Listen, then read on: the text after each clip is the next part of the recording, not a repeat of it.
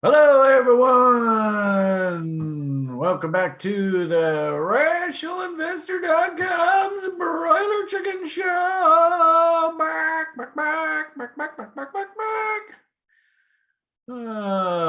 Looks like, yeah, we got about 20, 30 people here. I don't know how many people we have in the Hangout. I don't think that many people have joined us here live. But it is Sunday. The level 1 program, I think they got out about an hour ago, believe it or not.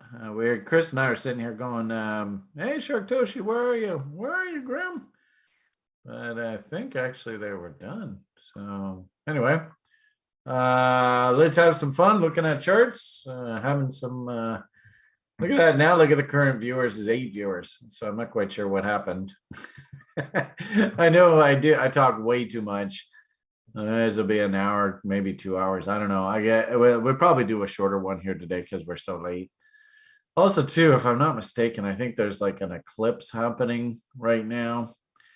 I've noticed like last week I was acting really weird, sort of just not with it, getting out, sleeping in late, and whole damn thing. If I understand correctly, we just went through an equinox, didn't we? Oh, it was around here somewhere. And actually, normally, as of about the 10th of October, this is the Canadian Thanksgiving holiday.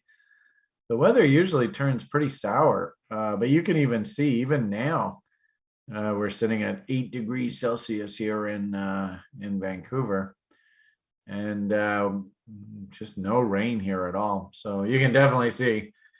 We can't say global warming anymore because that's a load of horse shit. But what did they change the phrase to? Climate change. So I guess we're living in climate change time, so might as well get used to it. But anyways, a little bit surprised. Vancouver, I remember for years and years and years, it was always so green and so lush. But man, it's turning brown just like the way I remember California. So it'll be interesting to see whether we have to go through a period of desertification, which wouldn't surprise me, to be honest with you. There used to be huge flourishing populations all through the southern United States. Really, you could argue the whole Aztec Empire and all that. Then the weather changed and poof, and you're gone. And it's really cool. Like you actually go to like some places in like New Mexico and stuff like that, and they have like whole pueblos and stuff. You can see there's a whole civilization that was there, but then the rain stopped falling and that civilization just vanished. And I wouldn't be surprised if that actually happens on a fairly regular basis on this planet. But of course, the powers that be are going to use that to pump their agenda and whatever they're invested in. So we get it up the butt. Climate change. Well, you better go buy your electric cars because we're all long Tesla stock. Blah blah blah. As I do see a lot of people sort of mentioning, and we were kind of looking at it before we got going here. Crypto seems to be catching a bit of a bid here today, so I suppose that's encouraging. We had a pretty big breakout in the stock market last week. So, I was putting tweets out, and actually, what I really like. Oh, by the way, that was our Porto crew, Mr. Vaca himself, Chris Vaca, CBG Vaca. Hey man, Rush Slowly Vaca, Fat Canadian Vaca, this cool dude Italian Vaca. Hey, we even got our German Vaca in the crew, and then actually a couple Germans in the background there, and my Nottingham contacts. We went touring around Robin Hood Land. Stoned ape in the background. Anyway, so this is the property that we were looking at, and I'll tell you, man, this was such a cool property. It was damn cool. So anyway, there was some of the crew that toured that particular property, and they were all pretty impressed with it too. Anyway, we had a really fun meeting yesterday. So We're going to just continually work away on that. In fact, anybody who is watching this and is part of that sort of TRI Hawaiian retreat conversation, Hawaii, a little bit too expensive and actually the wrong side of the world. Seem to have gotten quite a bit more positive reception thinking about doing a campus in Portugal. So we're going to be sending out updates. We have basically a property in mind. We have a team, and actually Mr. Romanian Vaca there. He's a really cool project manager, and he's actually putting all the documentation and all that kind of stuff together that really legitimizes the proposal. So our big goal is to send out sort of formal sort of letters of, hey, we got to get our act together and get this thing going in the next week or two. So if you are interested in participating in that, we're doing NFT financing for sort of like the campus fund.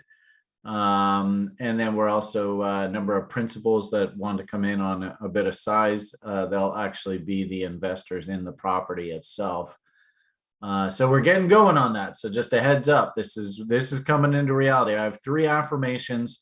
I say it 6 times a day for 9 seconds each over 9 days. Although I think I've been doing it for about a week or two. This is Tesla's 369, and you just got to feel it. So I feel that Liam and I are going to finally be living together, and I'm super excited about that. And actually, I've seen a number of properties in Vancouver that meet his needs well. So in the next year or two, before I make the big transition over to Portugal for him, he and I'll find a place in the Lower Mainland together. So I'm super excited about that. Super excited about being able to be Mr. PMA for you guys. Hopefully, in all of the rants that I have here, you get some sort of nugget of wisdom. You feel as though this is a positive experience for you. You're actually learning, maybe even getting a little bit of information for free. And somehow I'm making a positive difference in your life. I see there's a bunch of people over there on YouTube. We do have the BCS questions. Feel free to ask questions there. I'll try my best to answer them. And of course, if you're watching through the week and you have questions, leave comments. Hit the like button, subscribe, hit the little bell thing so you're notified when next videos come up and all that kind of fun stuff. And let's see if I can somehow make some sort of positive difference in your life. Scotland says, man, your system is allowing me to move to Portugal. Oh, that's kind of cool. Sleep was shit last week. Yeah, me too. Terrible. But anyway, I don't know what you guys are talking about there. I blame smoke. All right. Actually, there was David, are you here in the Lower Mainland? I know that they were saying that the wildfires and stuff were affecting Seattle air quality. I guess that was spilling over here into BC. Anyway. And then the third affirmation is all about this. I've been wanting for a very long time to bring this TRI dream into a physical campus. Actually, it's interesting. There's JoJo right behind us in her chapel. I think she would like this. And actually, it was interesting. Like this gentleman right here, TBG Crypto, we call him. That's his name. And he was saying, man, this property that we were on, I mean, oh my God, it was just like everywhere are fruit trees and it was lush and it was just, such a beautiful property. Like, I don't know, would you like to come and learn how to trade in an environment like this? I mean, it's kind of like paradise. It's so much fun. So anyway, affirmation number 3 is I'm so excited and super grateful and super appreciative now that the Portugal TRI campus is coming into reality, and I'm so excited. And I can't wait to be able to do this in person. The funny thing for you YouTubers, though, is half of the reason why these videos are like 2 hours long is because when I hang up from this call, it's just me and 4 walls. And of course, I'll head off to Liam as soon as I'm done this video here with you today. But like the daily briefs and stuff like that, as soon as I hang up, it's just like, hello, hello, hello. So, I mean, if we have this campus and there's like TRIers all around and stuff, we can just sit and talk trading in the war room all day long, man. It's just be so awesome. Anyway, so my 3 affirmations, and affirmation number 2 is I'm here to try and make a positive difference in your people's lives. And I hope this is a win-win relationship for everybody going around here. All right, you guys talking all about how crypto is taking off here. As I had sort of said, got pretty big buy signals last week in the broader equity markets. And on Friday in particular, probably the biggest sort of signaling message that we wanted to see if you are a risk taker was you'd like to see people stop fleeing into the US dollar and burying their head in the sands. So if you look at basically since the Fed has gotten serious about inflation and raising interest rates, the US dollar has just been going gangbusters here. I didn't do a weekly commodity trends survey video yesterday because I was just too busy. We had a very long Portugal meeting yesterday. And if I'm just exhausted from those meetings and I don't feel like doing the Rumble video, I mean, we don't make any money off of it or anything, so it's, I'm happy to sacrifice that, but it's a project I've been working on. Anyway, point of the matter here is, if we remove all the funny drawings, weekly chart. If this thing really is topped out and we are going into a risk on world, then we should see these moving averages cross over. I think for the time being, we are still very much sort of stuck in a big trading range, very wide, on the US dollar index, 114 and change to the upside, 110. I get about 4 or 5 cents here, in this US dollar index. And it looks to me in the short term like we're coming down here probably into moving average support, maybe eat this tail to a certain degree, and like we showed you on that 4-hour chart, looking kind of double toppy. I thought it was interesting. 113.85 was the high here, 113.83.5. So slightly lower high. We always say, what are we supposed to think if we ever see the market smiling at us? And this is the risk off proxy. So if this is smiling at us, ironically enough, that usually means that you risk takers out in the world, you should enjoy a pretty friendly market state. And anybody who's been watching this channel or watching TRI, reading our blogs, this should not come as any surprise to anybody. I keep talking about this day after day, week after week, month after month, year after year. Oh, it's crazy. But specifically this year, decennial report suggested that, and this was first brought to my attention by a guy named Larry Williams. I think this was originally done by a guy named Edgar. I can never remember his full name though. Maybe it's Edwards. I can't remember. But anyway, this is one of Warren Buffett's favorite indicators. So if you want to learn how technical analysis from the old timers, well, this is one of Warren Buffett's favorite studies. Just simply, what does a typical year that ends in 2 look like? And this red line is like the average of all of these. So we had a pretty shitty beginning of the year, which we had, and the January barometer this year, which basically says whatever happens in the month of January is probably going to what happened the rest of the year. It was just a train wreck. So if anything, that was spot on. But notice, about middle of the year, we started to turn back up, and you can see into the end of the year. Oh my goodness. And this, if this is a risk market proxy and Bitcoin and cryptocurrencies are considered risk assets, well, I would imagine Bitcoin's probably going to catch a bit of a bid here. Probably more significant for our current year is the political backdrop. I've said this, and of course it probably sounds like a broken record, but I'll just say it for the record once again. I don't think that the United States of America, the populace, was really that socialist, was really that left leaning. I think it was more a reactionary vote to Mr. Trump's. I'm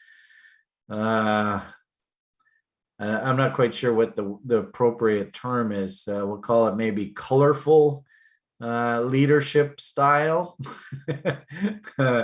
And then was maybe that election slightly tinkered with? I get the feeling it was. Suppose you're not allowed to say those kind of things in this world, though. But anyway, that's my general feeling. So I don't think that the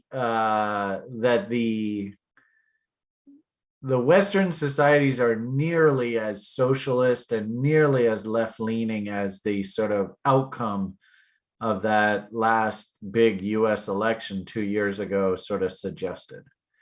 And interestingly enough, now you see whether it be municipal elections here in the lower mainland, or whether it be like Italian national elections.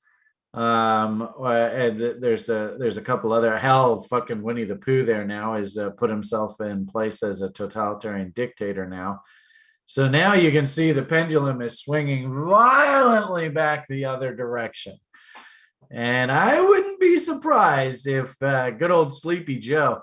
I saw a video the other day. Mr. Vaca there was sharing a video of Sleepy Joe actually fell asleep in the middle of an interview. Oh, goodness. That's not good. So I wouldn't be surprised if the pendulum comes swinging back the other direction.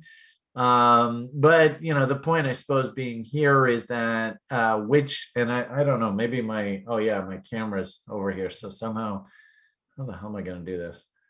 Can you, Chris? Yeah, you're controlling the camera, aren't you? Well, let's see. I don't know how I can do this, but let's see if I can do it. Does that move the screen over a bit? All I want is the people that are on, So the people that are on YouTube, you can see right here, this is what we're in, the year that we're in, second year new Democrat president. And that's this blue dotted line. You notice that it performed the worst out of all of these studies. And it actually suggested into October there, we were going to actually break the July and September lows. And this was what I was really worried about how deep did that have to go? And then what usually happens is about a week or so before the election, there's all of a sudden a quick snapback. And anybody who wanted to buy and missed the buying opportunity down here, they all get, oh, damn it, I missed a good opportunity, right? And they all sort of like FOMO in.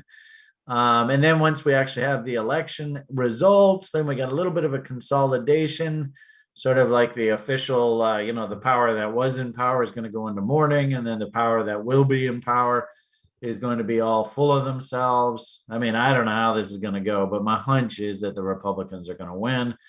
And then we're going to get this huge, you can see, it didn't really matter what political backdrop is into the end of this year, the whole damn market just wants to rally.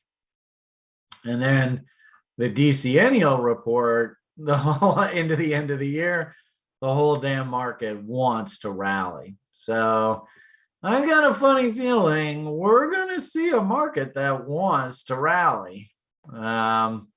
And interesting, if we pop on over to the Twitter feed, something that really jumped out at me last week, and this is where these tools that we built are just so fucking awesome, is I put out this message about a week or so ago that the breadth indicator for the stock market was starting to flash an incredibly bullish sign.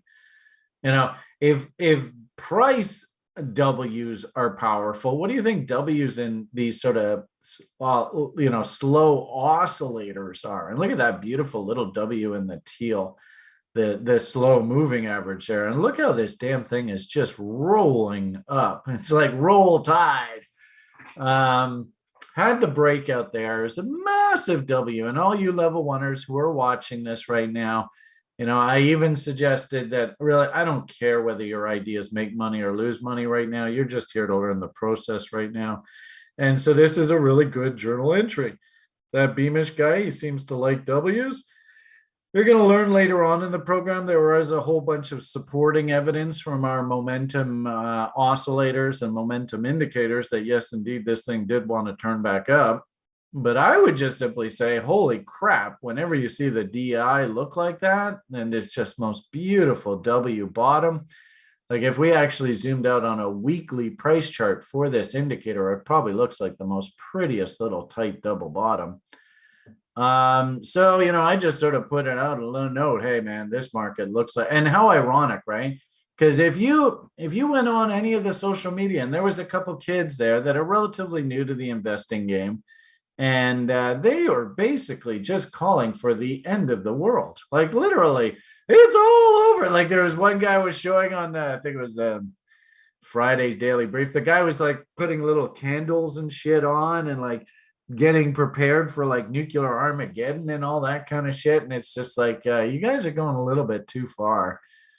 Anyway, point I would just make is the public rhetoric was just so absolutely insanely bearish that ironically enough, it's usually in those environments that bottoms usually come in. Which I suppose is the one thing that scares me about crypto right now, because I don't see nearly enough bearishness in crypto for me to actually think that this is the bottom. I think this almost feels more like it's kind of a dead cat bounce. But anyway, we'll get to that in a bit. But with regard to the stock market, keep in mind this stock market had been falling an awfully long time. So are we maybe due for one of these kind of counter trend rallies, get the public all rah bullish about stocks, and hey, you got to buy stock, right? And then they roll it over again and they break some more hearts. That's usually how this game goes. But you can kind of see when the market W'd out here, the breakout. There's what is that? That's middle of July, and the rally went right on into the middle of August. So like a good month, right? And so this kind of makes sense. If we're here in October, so a good solid rally into the middle of November, it seems logical. So, fast forward, what did this trade idea do? I mean, it's so pretty. I mean, this is textbook double bottom W, along with just some beautiful momentum signals here. Just really, really powerful. So I would find it extremely hard to believe that Bitcoin is going to actually like puke out here. And it almost feels to me like US dollars maybe gone a little ahead of itself. Interestingly enough, the rhetoric from sort of the bigger people, the higher ups in this world, are that maybe the Fed will slow down its rate increases. So that's the reason why the US dollar came off. Not that they're going to stop raising interest rates, that they're just going to maybe slow down a little bit. So I thought that was kind of interesting. I don't know whether I actually believe that this thing is actually topped out. It just feels as though maybe we've gone a little too far, a little too fast. That's probably the way I'm looking at it right now. And you see these moving averages. I mean, a lot of times they're usually bumping along and kissing back and forth. I mean, this has just been straight one way, and you can see the distance between these moving averages. If anything, what we probably need is a little bit of sideways just to let the moving averages come back in and maybe start flirting with themselves. And of course, if we get across like that down the road, well, then maybe the trend is over. But for the time being, I guess what I'm just thinking is, we went through almost like almost a little bit of a panic market there. Like I said, the little social media people they were basically calling for Armageddon. And when that usually happens, it usually means we got to go the other direction. Doesn't necessarily mean it's a new bull trend. Like you can see, this is a pretty damn wide bottom here. That's significant, right? That's going to start showing up on things like monthly price charts. So if anything, what you probably want to do is think something like it's not going to happen today or tomorrow, but probably like A to B. There to there. And there. So still probably, and if anything, this would make sense because to get a top to come in the market, like say right through here, which led to this consolidation, you're going to want to see some sort of divergence in things like momentum indicators and volume indicators.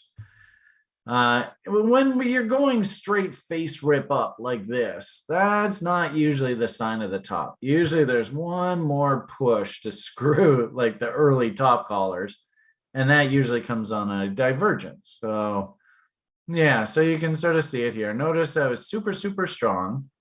And then notice this move up here was not nearly as strong. And this move to new highs here, it wasn't anywhere near as strong. That's your divergence. And you can really see it in RSI. And of course, all of you guys, you all got this lesson in spades with good old Bitcoin last year. So it's the same logic. It's no different. You know, I was pleading with people who were social influencers last cycle. Hey, come on, guys. Don't say things like technical analysis doesn't matter. And, you know, this time it's different, because it's always the damn same. But you can see, I mean, this right here, this move to new highs and RSI not going to new highs. Oh my goodness, that was the biggest warning sign that there was going to be trouble.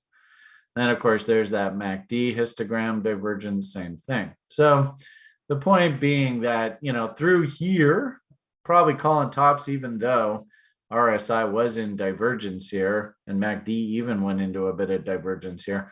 I would have been happy if you had said, Brian, I got a fill, I sold at 60,000. You'd be like, oh, maybe I was, no, I was, that was the right thing to do. So what was really freaky about this, and this is what you all should learn, is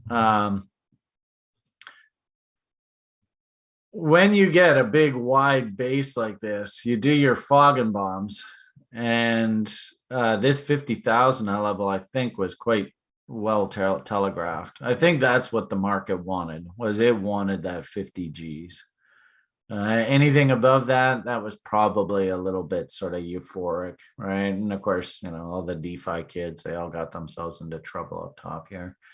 Remember that Allen and his Dogecoin, that was trouble up top here. So, you know, I would just simply suggest to you, if you ever do see these wide W's in price and you start drawing 4669s and we're banging up against those, that you go just, is this a good place to buy? I don't think so. Maybe I'll just cool my jets for a little while. But of course, that's almost impossible to convince you guys to do when the market's rip-roaring higher. Anyway. Okay, so you know, everything is driven by the US dollar index as long as the US hegemony is still in place. And I suppose you could probably make the argument that we could probably be doing fog and bombs here to get an idea of upside objectives.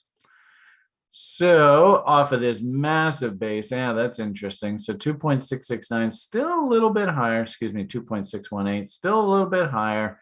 This ABCD still a little bit higher. I don't think that that's a top. I just think that we've gotten way, way too far away from the moving averages, and we just need to consolidate a bit.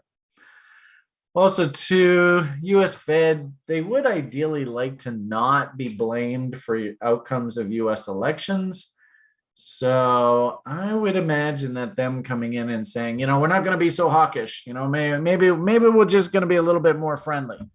Heading into the election is probably more political, because they don't want to be perceived as either commenting on current fiscal policy or trying to influence the outcome of the election. Anyway, we'll see how it goes. I guess what you might say here is, you know, for those people following monthly charts, this monthly candle, it's about 2/3 of the way through. Could potentially be an inside reversal, inside bar. And if that's the case, we finish the candle here, beep, done. We go through the lows, that actually becomes a little bit of a sell signal. If we go back to that weekly chart, you know, you can see the smatterings of a double top here. We did make a new clothesline high, so that's another sort of little hint to me that we're probably going to have to come back up top here. But you see the 8s and 9s. So usually when you see 8s and 9s, it probably means we need at the very least a period of consolidation, kind of like this. I wouldn't be surprised if that's sort of in our cards, that kind of consolidation in there. So in this kind of environment, can risk assets sort of clean themselves up a little bit, come back, and just do normal technical corrections? I think so. I don't think it's unrealistic. Like if you look at some of these other currencies, the euro, for example, that thing is just right on its knees, eh? Is this going to be the start of a new bull market? I doubt it. I mean, I don't see anything fundamentally in Europe that says it's going to change tomorrow. But could I see a counter trend rally back up? And in fact, usually what we say is, and the big fat round number works both ways. So there's 100. So could we very easily just oscillate around this 100 number for a while? Absolutely. That wouldn't surprise me one bit. So in that kind of environment, could we have other risk assets come back? Sure. Wouldn't surprise me at all. So, if we look at things like the stock market, you can see stocks, they're pretty happy. I mean, what letter of the alphabet are you starting to see there? I'm starting to see, I don't know whether we want to include this or not, but just really simple like that. Boop. So if we get a move through there, that's a buy signal, right? And then there, and there, move through that high, that's a buy signal, which looks like it came in. And, this has been actually the biggest lagger. And there to there to there, we're going to move through here. That's going to be a buy signal. So if we zoom out, that's sort of like your lower time frame. So we zoom out on a daily just chart, where's this thing gone?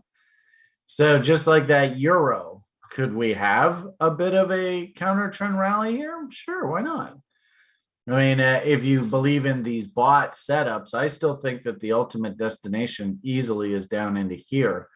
But between now and the end of the year, could we do things like 50% retracements? Sure, why not? Right up into there, which is the original bot fail level. We could easily see that. I wouldn't be surprised, to be honest with you, liquidity hunts and all that kind of stuff in this kind of market state. I wouldn't be surprised if they go and take that high out. And also, too, I wouldn't be surprised if they just simply rally the market back up into a reload short zone. Boom, right up into there. And this is where your next sort of short trade actually develops, right up in there. So that's going to piss off all the bears to no end. In fact, actually, this is a good example of our swing low to swing high trend line. And lo and behold, look where that actually runs into resistance. I actually like that a lot. There's March. So that means that we rally somewhere up into there. That would not surprise me one bit. So in this window here, I mean, you guys tell me, is crypto slightly correlated with the stock market these days? Is it? I think it is. So if we pulled up a Bitcoin chart, could we make this similar type argument? Actually, I think so. And what's interesting is I see everybody and their brother on social media is actually pretty bearish of Bitcoin right now. And so as a result, I'm kind of thinking that, the market could probably go the other way. Here's another interesting anecdote for Bitcoin and crypto, right? Again, is crypto correlated with the stock market? I think it's probably more correlated with the stock market now than ever in its history. And now there are a bunch of crypto stocks out there. I don't know whether this is really a long-term bottom, but same sort of kind of thinking. If we just use simple logic, and you can see it. Remember I showed you on the NASDAQ and the stock market where our 38.2. Actually, we did it on the euro, right? But we could do it on the stock market too. Same thing. If we take this entire range, At any given point in time, and I always teach students this, and it's a very hard lesson for most people in the market to really learn. At any given point in time, you should expect a 38.2 bounce. You should just expect that. It can happen anytime. So I could easily make the argument that not a bull market, not really anything fundamentally changing about the backdrop, probably a lot about the election results. We could just have a very natural 38.2 bounce here. And actually, I saw that Colin even responded to one of my comments here saying, hey, you probably ought to pay attention if this guy starts talking. So, Colin, he's a big fan of, we call it the Colin dump chaser zone, basically 38.2s to 58%. So in a weird sort of way, if you were a bear, if you were a bear, you're not allowed to short down here.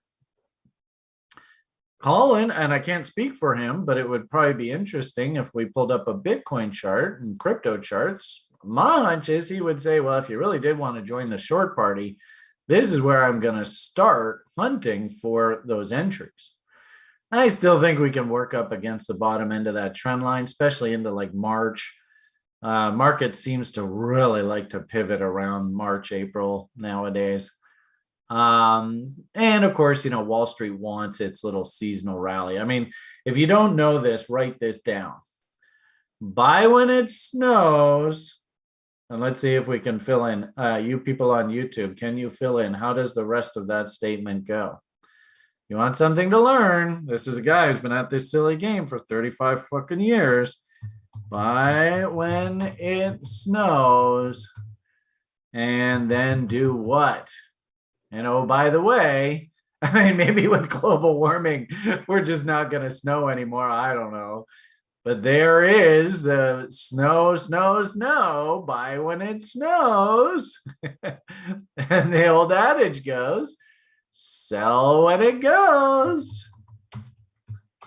Obviously, this has nothing to do with the Southern Hemisphere and everything to do with the Northern Hemisphere. But the point is, I could very easily see this is how Wall Street actually makes its bread and butter.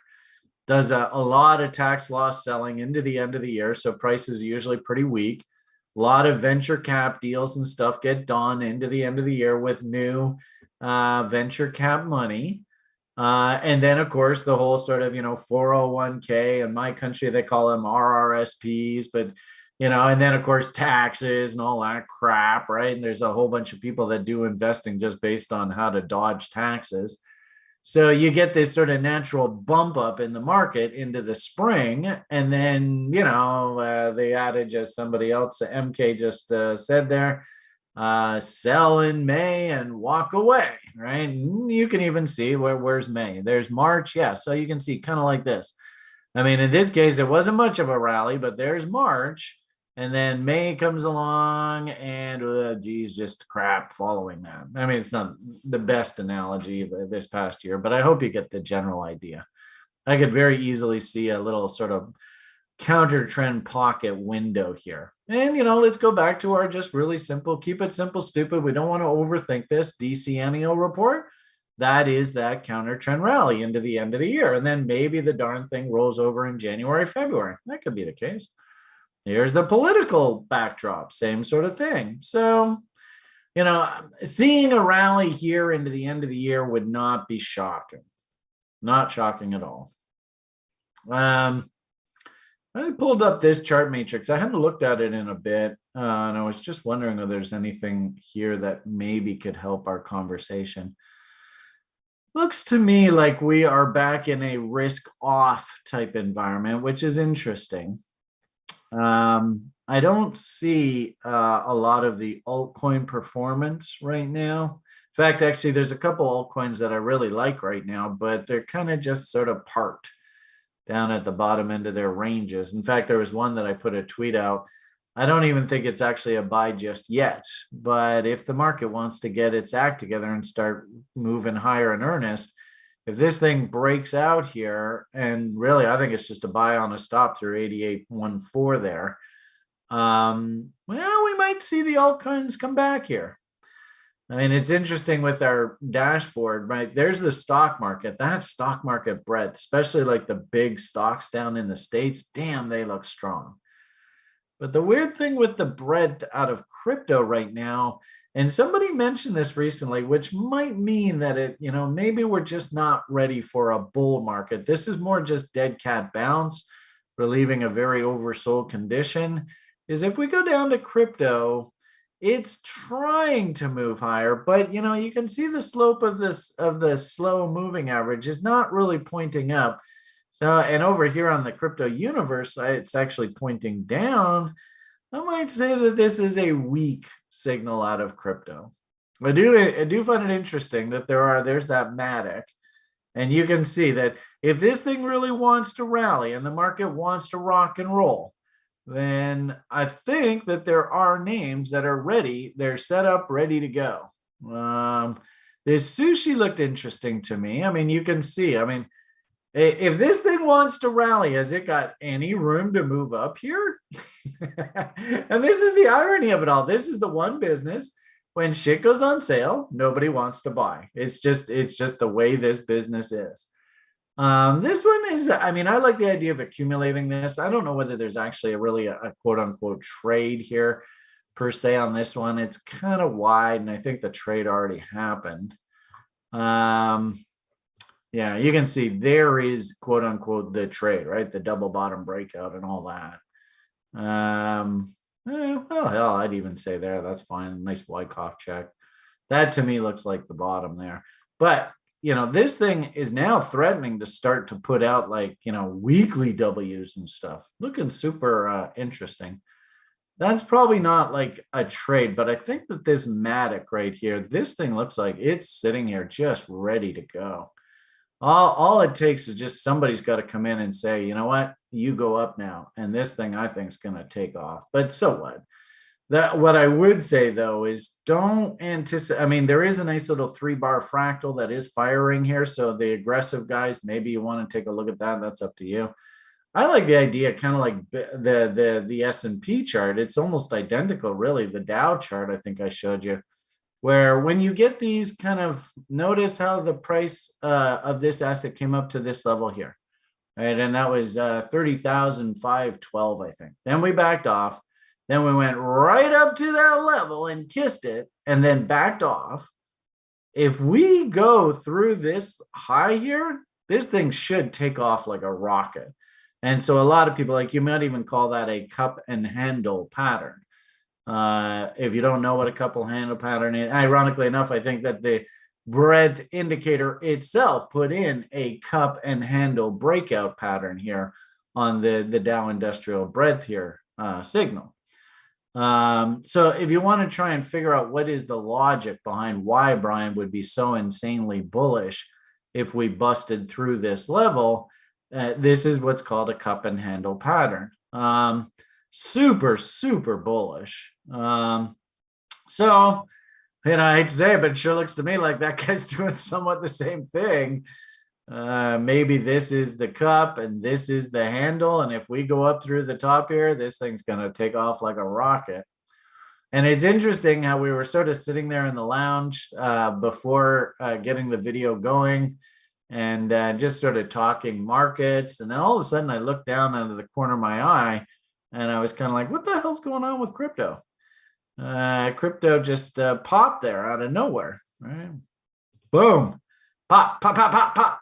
So, if anything, of all these three, who could tell me which one just fired a bullish W setup here?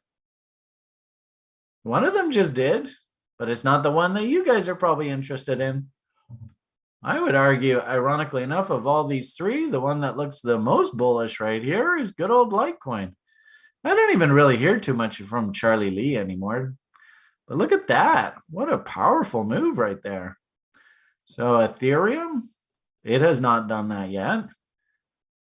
Bitcoin, it has not done that yet.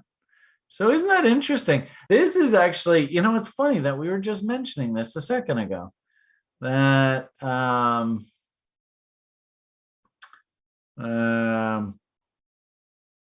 this thing over here, I wonder if this now has to maybe start topping out. Because usually when this Bitcoin market cap dominance, usually when it's trending down, that's a good time for the altcoins because it means that relatively speaking, the altcoins are getting more valuable relative to Bitcoin, and that means it's probably because their prices are going up.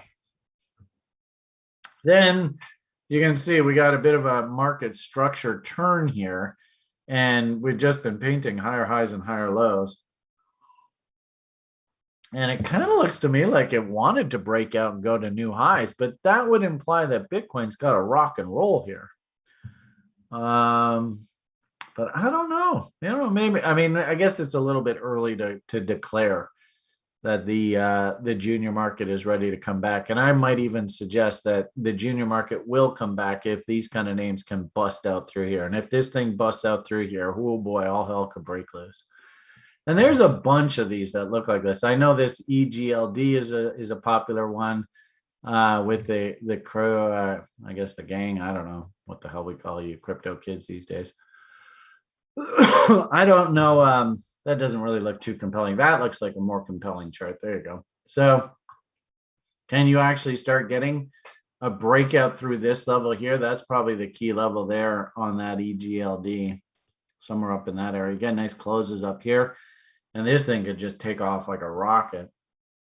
And then, of course, like I said the other day, I was kind of interested in this sushi, same sort of thing. I mean, I love the internal look of this thing. The momentum just looks beautiful.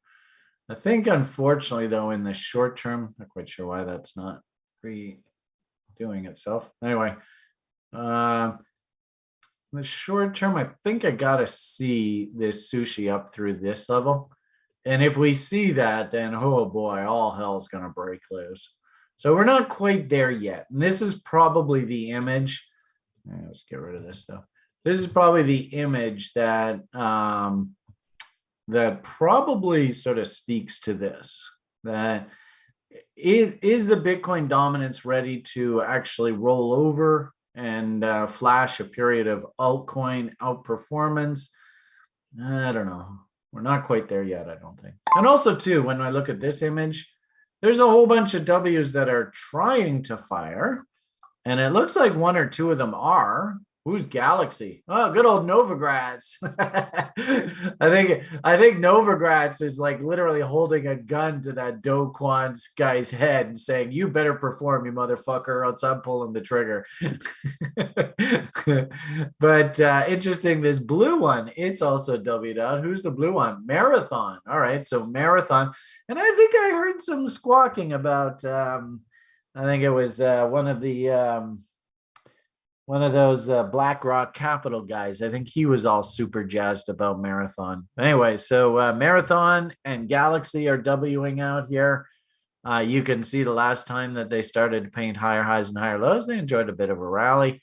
And of course, we'll know for real that this rally's for real if we can bust out through these highs, and away we go. And actually, there was one junior one that I'm super interested in. It's interesting, too. My little piece of shit pharmaceutical stock that I piled into at 20, 30 cents, and it went right down into nothing. Somebody was telling me on the site Friday, "Hey, Brian, you're a piece of shit pharma stock's coming back to life. You better pay attention." So maybe there's still some life on this thing. Anyway, it's stock trader's life, I suppose. Don't take more than 5% risk. That's exactly that kind of shit why I say that. But what was it I was looking at there just a second? Oh yeah, I like this one. Man, this is an interesting one because I made great money on this thing last year. I mean, it was ridiculous the amount of money that we made on this thing. We bought, loaded up through here, options to directors, blah blah blah, and then like literally, I was able to hit the top of this market with fog and bombs. I couldn't believe how lucky I was. Anyway, total wipeout. And oh, look at what they did. They just rolled the stock back. I love it when they roll stock back. You can see the momentum. There's not bad looking W's. Yeah, that actually looks like, is that a bullish divergence? In the MACD? Oh, it is. Son of a bitch. So this one is looking very, very interesting to me. It's 8.5 bid, 11 offer, and they are an Ethereum miner. That's probably not a bad idea. I'm more of a stock market-y type guy. So probably if I'm going to play this crypto market going forward, I'm going to probably be playing it in the stock market with all these companies. And like I said, this is another example. These guys are Ethereum miners. And I mean, W's are W's are W's. So what I always ask people is, just looking at this chart, what is the statistical odds you think of this thing if I go in and buy some here, even 11 cents for that matter? What's the statistical odds of that trading to that level at some point down the road? Is that realistic? Because as soon as it trades to that white line, then I get a risk-free trade and I don't have to worry about it anymore. I sell half on a double, and then whatever happens with the rest, and maybe it buys me a Lambo, maybe it goes off the board, but you can see I like to try and keep the hair on the top of my head as long as possible. I'm in my 50s now, so I'm not doing too bad. But you can see how the bald spot's growing. So I try to keep this through the window. But I don't know. I mean, I suppose if you trade the junior stocks and that's like this image, I mean, maybe just ride that inertia. With regard to Bitcoin itself, where's the best place to show that? All right, so there's your chart. I was putting out messages to other sort of social influencers, I guess, that I was kind of seeing kind of uppy looking price action. We had like potential W's coming in here, W's coming in here, W's coming in here.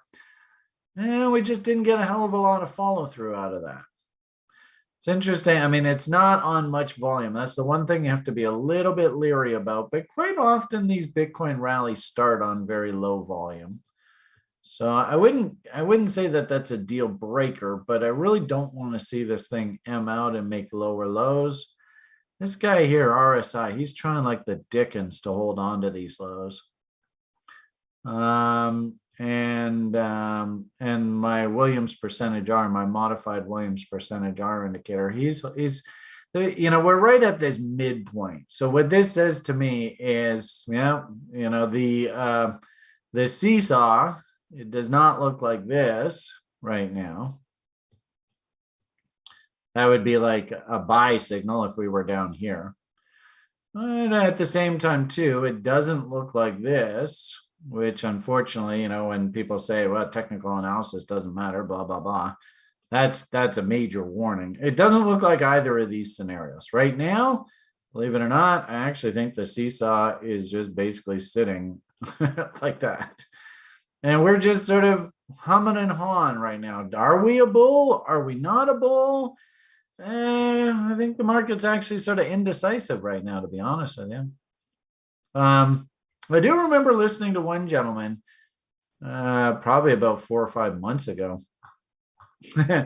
Yeah, actually, it probably was about that long ago. I remember when we came down into this a level originally, and he was kind of like, this is a bad place for us to be. We got to get out of here.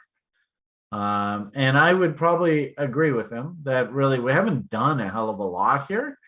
We're just sort of banging along sideways. The good thing, of course, actually interesting 8s and 9s here, still had one more puke out to go on the downside. 8s and 9s here. I don't know whether you're going to get that puke out, especially with the way the broader risk market is looking. And now this is a weekly price chart. I remember last bottom, and I could probably show it to you right in here. Oops.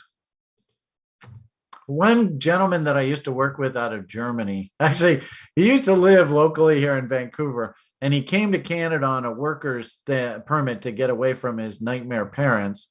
And it was like out of the frying pan into the fire, and he worked for a total asshole here who totally took advantage of him.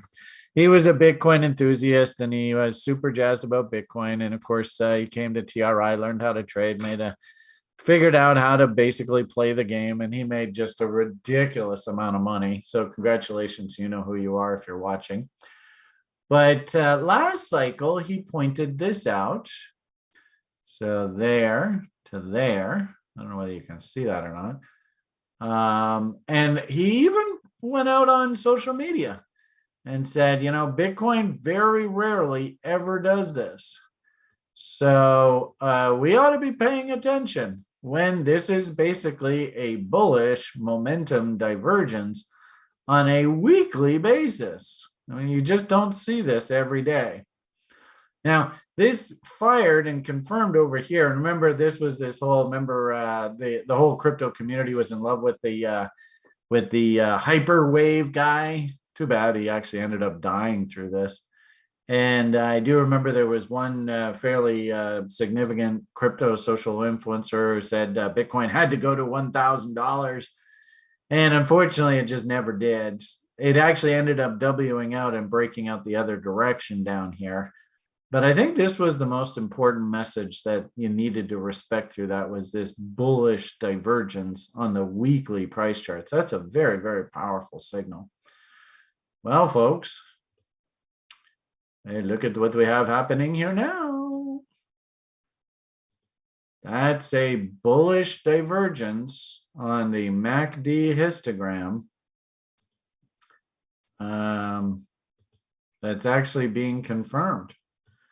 Right, this high here is up there, 657.41. Last week's high, 722. So technically we broke out last week. And here we are, today's Sunday, unless we totally crap out here, 813. That's going to be like 2-bar confirmation. Oh my goodness. You know what this makes me feel like doing? I don't know if I can show you though. What is that? It makes me feel like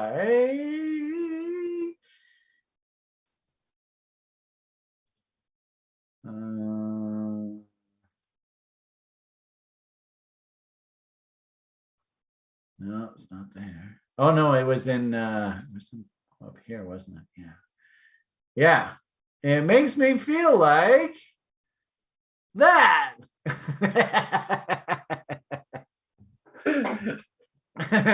More Portugal pictures. Woohoo! That's what that is. That's the Vaca dance. Anyway, there's Josh, our marketing guru, and there's Chris, our show director. So, you guys all should be pretty happy if you're a crypto enthusiast and you see this bullish divergence here in price momentum. Oh my goodness, you guys should be all jumping for joy. You should, yeah, there you go. I mean, that's pretty damn significant shit, folks. So, and look at Willie. I mean, I built this indicator. If you're in the level 1 program, you'll learn this shortly. And I should probably get to the level 1 questions here and quit blabbering away. But if you are, if you're in the education program, the level 1, if you're in the level 1 program, you will learn about this probably in a month or two. But of course, anybody who's further along in the education program, this full hand. Why did I actually build this indicator, right? And this is sort of the same thing here. So let's just make a vertical reference. What the hell happened here? Oh my goodness, look at that big move higher. How about over here? Same thing. Why did I build this indicator? And more importantly, right, this is actually why I really built it, was for this purpose. But why did I build these indicators, especially here? I built them to simply prevent me from coming in and buying or selling either an overbought or oversold market. So in this case, I got to have discipline not to be a seller here, because look at what happened.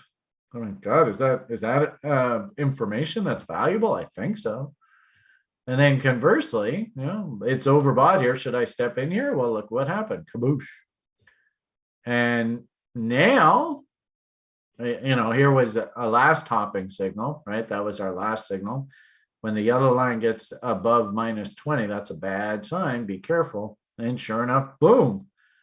Well, I mean, can you all see what's happening here? And I'm not painting this indicator. The indicator is just doing its thing. Is this a place where I should be really overtly bearish? And somebody give me some sort of feedback on YouTube. What do you, after what I just showed you there, don't buy there. Don't sell there. Don't buy there. Should I be selling here? Would that be a good idea? I don't think so. I think you're asking for trouble. And then couple this message with the fact that we have a confirmed bullish momentum divergence. Actually, this is technically one of my quote unquote setups. That really what I want to be looking for now at this point is a 50% retracement. That's a move back to 43 fucking grand.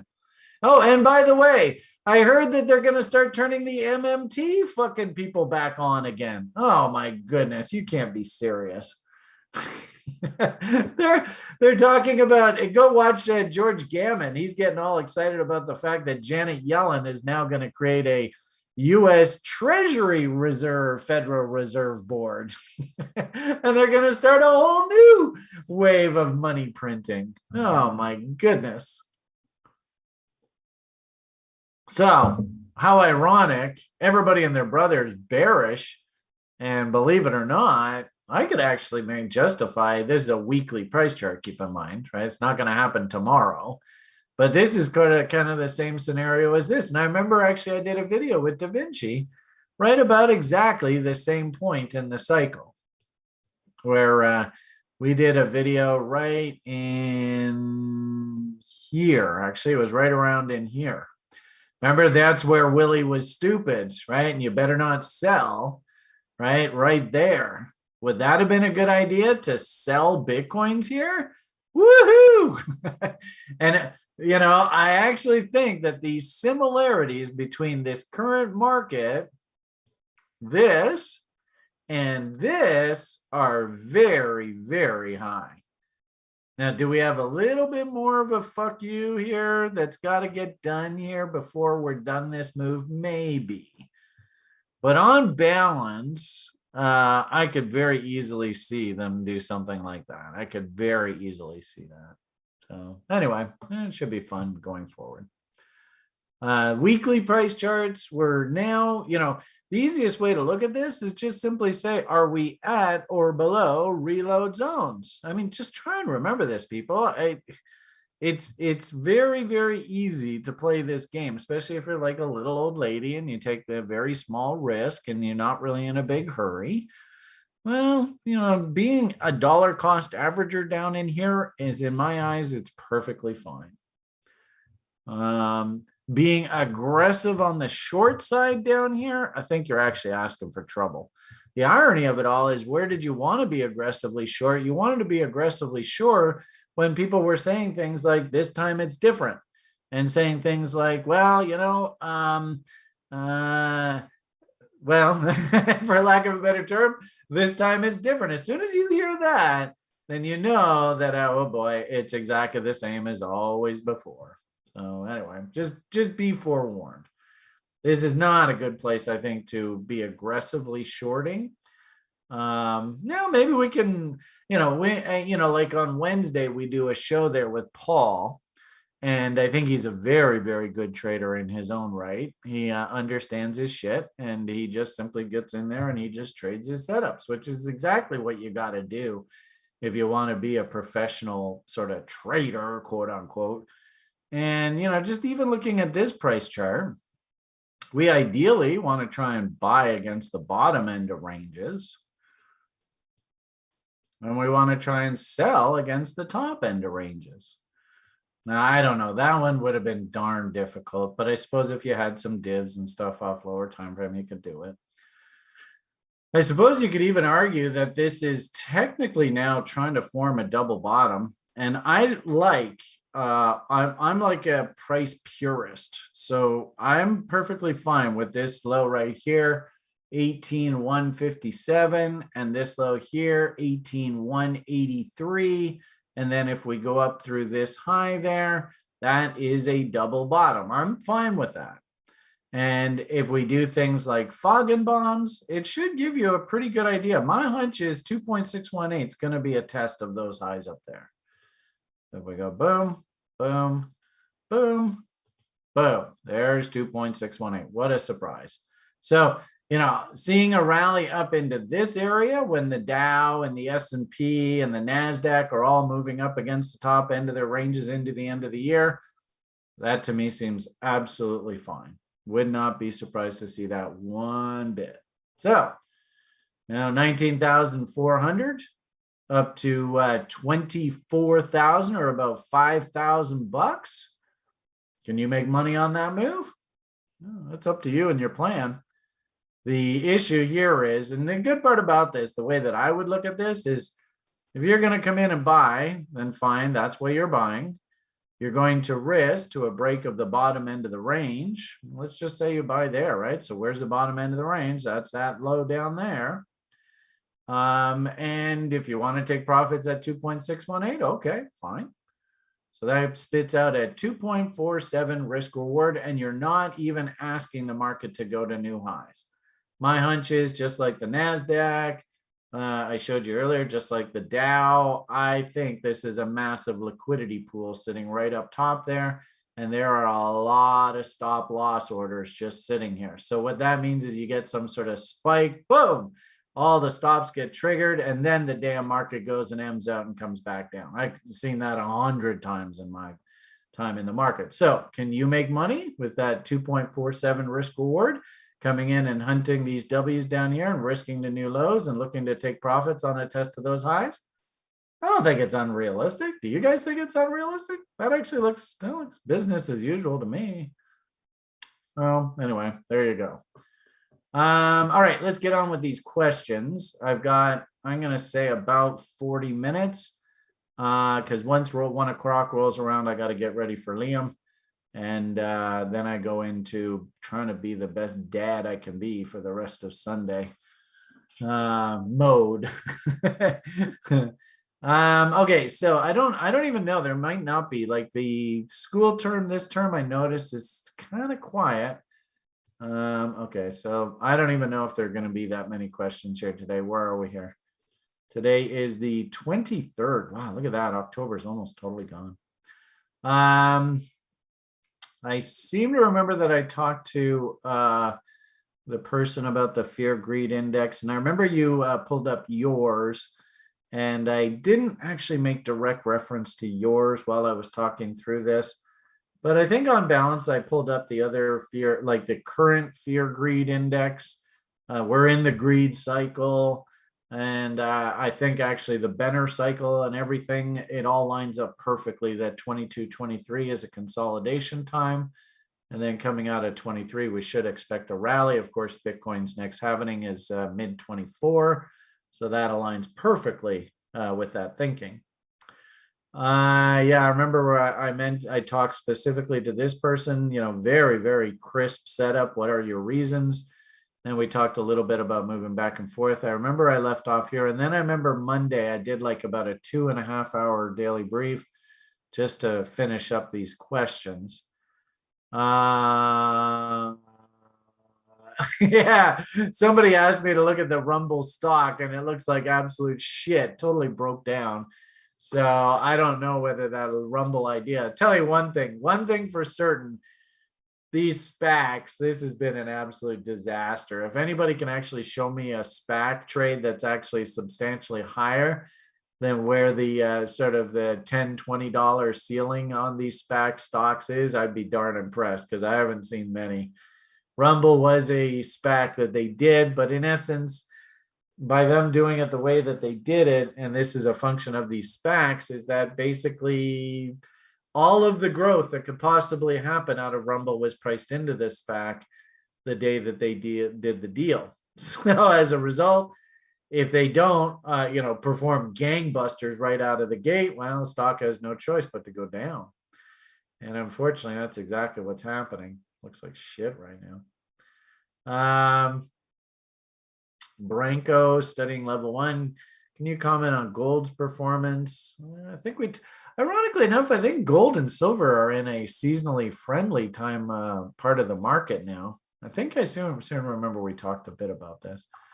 I personally like to follow the gold and silver stocks.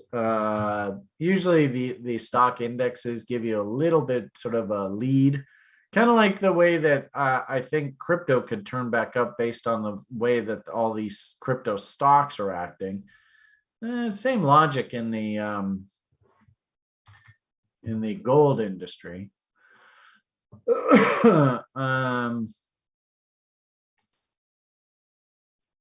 So there's your image of the gold and silver stocks. Clearly, a lot of technical damage, and you guys need to learn this pattern. If you are fancy yourself a trader, that is what we call an outside downside key reversal. Very, very bearish signal on a weekly price chart too. Wow, hugely bearish. Take a screenshot of that. You're like, I listen to all these talking heads and they talk opinion, opinion, opinion. There is not opinion, actual a chart pattern.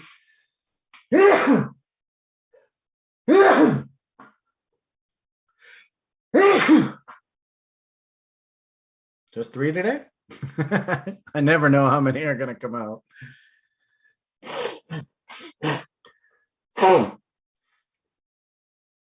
So there's a chart pattern that you can take to the bank. Very, very powerful chart pattern. Of course, part of our education program. You're probably not going to learn that anywhere else on the interneting. It's remarkable, actually. Somebody even told me the other day, a lot of the stuff that they learn at TRI, they never see anyone ever anywhere else teach this shit online. I had one guy had a really nice dinner the other day with Moss, and he was telling me, God, and so many people do this. They spend like tens of thousands of dollars on education shit online, and it just doesn't teach them actual usable information. If you see an outside downside key reversal, run for the fucking hills. And I mean, you tell me, the proof of the pudding's in the eating. What happened? I call that a pretty nasty downdraft. That's usually what happens when you get these outside downside key reversals. So take a screenshot of that. Mr. Beamish here is giving you a gift. If you just simply hunted key reversals the rest of your life in the marketplace, you'll do very, very well, especially on a weekly price chart. Here's also another tidbit for you. That's a megaphone pattern. So, what we normally do is put that right there and go, dun, dun, dun, dun, do you see the megaphone? And 1, 2, 3, this is a trade signal level. 1, 2, 3. Oh, interesting. That's actually a trade signal. So hunting a bottom down here in the gold stocks around this level is not a terrible idea. Also, too, here's another little free tidbit from the Beamish. I don't know whether you noticed, but there's some holes on this chart. Look at that hole right there. From there to there. I think I told you earlier, if I was going to use a technical objective, here's another little tidbit from the Beamish. Try and use the 50% rule, or 50% of whatever the trading range is, as your profit objective. Oh, look at that. Now we're starting to get what they call confluence of levels. So we have this 50% rule is attributed to a gentleman by the name of W.D. Gann. I don't know. I would say easily 60, 70% of the time we trade to the 50% rule. I'd just be curious, do you know, maybe on the YouTube chat and in the comments, what's the statistical probability that this zone right here gets traded to? We fill in that hole there. It's called a price gap, by the way. What's the statistical probability? And oh, by the way, there's this huge gap right there, huge gap right there, huge gap right there. It's 91%. That's a pretty damn big number. 91%. So somebody was asking, what do you think about gold here? I got to say, I mean, I don't know whether I really like the idea of loading up too much on these names, for investment purposes, next 10, 20 years. I'm actually a commodity bear now.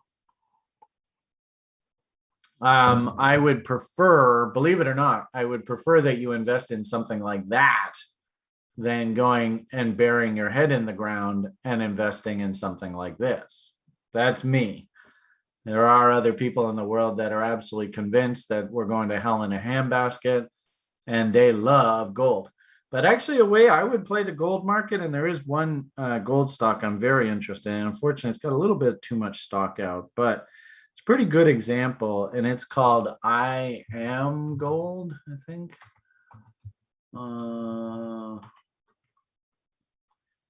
Geez, I can never remember the damn symbol. Stocks. Hey, there it is. I Am Gold. It is I Am Gold. That's got a cute little double bottom working. I might make the argument that probably a name like this into that sort of buy when it snows, sell when it goes kind of scenario. I could see a nice little counter trend rally back up into this area. If we do 50% rules, there to there, so back up into there. Notice, 91% of the time these gaps get filled in. There's a big old gap up there. So what is that? That's 392. It's about $1.80 right now. Maybe just be patient and wait for like a pullback. Actually, the stock I actually like, I think a little better is the US stock. IAG, there it is. That looks even better to me. You can see a big old gap there at $3. Oh, cute little double bottom. In fact, actually, this is what we call a Joby gap setup right here. So we dojied, and then we gapped higher. So technically, if we go through this high tomorrow morning, this actually becomes your trade objective. So from there down to the bottom of the gap there, and clone that. And that now becomes your objective. And that makes perfect sense, because really all that's saying is we're just going to go up and test that high there. And also the bottom of value. So in the near term, probably also too, that's like 38.2 off of that range. So Colin, he'd be all jazzed about that. Let's see. Where's Colin? Colin. Boom. Oh, okay. So 38.2 is even a little bit higher. It's against these lows. So I could see a nice little pop up, up into this area. Wouldn't surprise me. There's the bottom of value. So you're probably going to see a bit of resistance there. And then maybe like into the spring, rallies up to fill in that gap, rally to fill in that gap. And maybe, if the stock market goes up and tests those recent highs, like I was saying, maybe we get a rally to all the way right back up top here.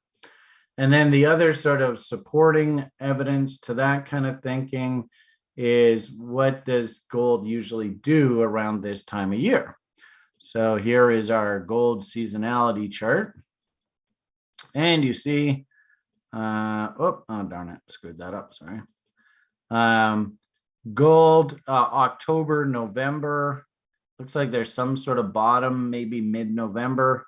Maybe what we see is we see the election happen. Then after the election, there's a little bit of a pause. But then November, December, into January, right into the end of January, gold usually has a pretty good window. So what that says to me is, if you are a gold bug, look for that dip probably right after the election, sort of buy the news, buy the rumor, sell the news, and to set up your long trade heading into the new year. The interesting market here, I think, probably the same thing. You can see there's silver. So it likes to bottom again, sort of the middle to the end of November, and then rally. And look how strong its rally is. It usually goes right on into middle of February. So I'd keep a close eye. There probably is a long trade coming in on the metals. There's copper, same sort of thing. October, there is sort of the October, end of October low. And this is like professor of economics. you can see that the market actually rallies into the end of the year. And look at what copper usually does right into that sort of March window. Buy when it snows, sell when it goes, right? And then you usually get your seasonal trough there once we get into April, May, June. So the metals look pretty good. Somebody was asking there over on YouTube, what do you think of the gold market? And I got to say, there are some names that are looking really interesting. You know, there's one junior name that actually I'm really interested in. Like, I like this IM Gold. It's a good looking chart, right? There's, you know, Brian and his W. So what a big surprise. Nice W and woohoo, right? So the W's there. What a big surprise. That's typical Brian. There's one that I really like. This was one of our VSC pieces of shit. It was one of these rollbacks, Goliath, and they actually came out with a pretty darn good looking property discovery. So in this really shitty junior market, he's just been bouncing along here. And I got a feeling, I mean, I don't know whether a buck is a good price. I'm long from down here, but that looks like a bullish spot. And I think they're probably going to take this thing up into this area, into that same sort of seasonal rally window. So I like the idea. And if you are a TRI member, then, you know, maybe tomorrow or Tuesday, let's go and look at VCIM rollback ideas in the mining space, because I think there's probably going to be some money made there. And we're going to use the tax loss selling season into the end of the year to go and pick up some cheap stock. Okay, now let's try and get on to the questions I'm supposed to be answering here. All right. Geo, L1, Brian, to make a TA analysis, find setups, is it advice to use charts divided by the money stock, M2, because where you can have an uptrend by taking M2 into account, you can have a downtrend without M2 and vice versa. The Fibbo retracement can also be very different, etc. So the result analyst can be the complete opposite. Interesting. It might be cool if you could show me a couple examples, Gio, but I think I understand what you're saying. And to make it long story short, trade reality. So for instance, I'm going to show you a chart that's not all hacked up here. Now I just do a new one, I guess. If I was hunting setups, am I going to trade this Bitcoin, just its price? And frankly speaking, you know, if that W fires, man, that looks like a half decent buy signal. Or am I going to trade the M2 adjusted price? In this particular case, it's not really that big of a difference.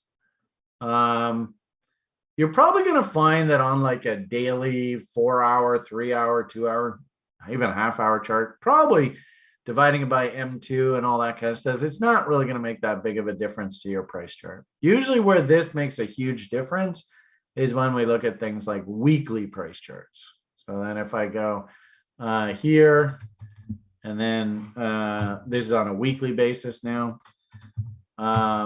you see that that moves slightly. Not a huge amount, but it did move slightly. I would suggest that you stick with just the regular price charts. I personally use the M2 adjusted to try and explain relative value, I guess is probably the best way to describe it. You know, so like if I'm trading crude and I want to make money and it's $10 a point, I'm going to be trading setups off of this chart. It's just the basic crude oil chart. And, you know, I'm going to be buying W's and selling M's. And the money multiplier, it doesn't change. So every point on the big boy is 10 cents, right? Or $10 a point. So if it moves 10 cents, that's $100. If it moves $1, well, that's $1,000. And that won't change with M2 money supply issues. So if we even if we adjust this on the lower time frames, right, we're on like a 10-minute chart here, 9-minute chart. So if I show that on the M2 money supply, you notice there's not a huge difference, but keep in mind, you notice that this is a ratio. So now actually my physical dollar levels disappear. This is all just like a ratio, right? It's the crude oil divided by the M2 money supply. The divided by M2 money supply, the best way to use this is to try and help you understand what's relative value and what have the powers that be done to the currency. This is George Bush before he left his presidency. This is the current crude oil market. Are they even remotely similar? I mean, on a absolute basis, we're basically right now crude oil prices, they're trading at the same price that they were in the sort of the depths of the financial asset crisis in 2008. Same crude oil is the same price. So, what the purpose of this is to show you the relative. So, yeah, the crude oil price here is $85, but relatively speaking, it's actually down here, and it's actually even down here. It's just, unfortunately, we live in a world where the people that are in charge of this world are completely fucking with the value of money. So if you want to try and understand what the value of money is, that's when you do the M2 money supply equations. I wouldn't recommend, though, that you trade off of them. You use this to sort of explain, is crude oil expensive right now? Well, actually, no, it isn't. Ironically enough, crude oil is actually pretty cheap at $85 a barrel. What? Yeah, it is. Because they've just gone and diluted the fuck, right? I mean, and then this is the tragedy of our